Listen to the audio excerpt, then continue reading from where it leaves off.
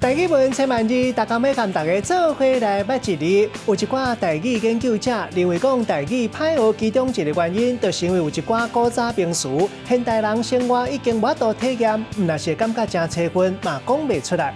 今仔日要甲大家小解这一字，可能就是其中一个字，这字就是“甲”，读过啊“甲”第四条。古早台语字典解说“甲”本来是讲树仔的名，嘛当讲是关野兽的图啊、蛇啊、人啊。毛字典解说这字“甲”。就是台啊、网啊这物件，或者是讲网啊的后边，或者是当讲是台啊、热边啊这一沿，嘛会讲是放物件的插件，像讲派甘蔗的插架啊，咱讲是甘蔗架。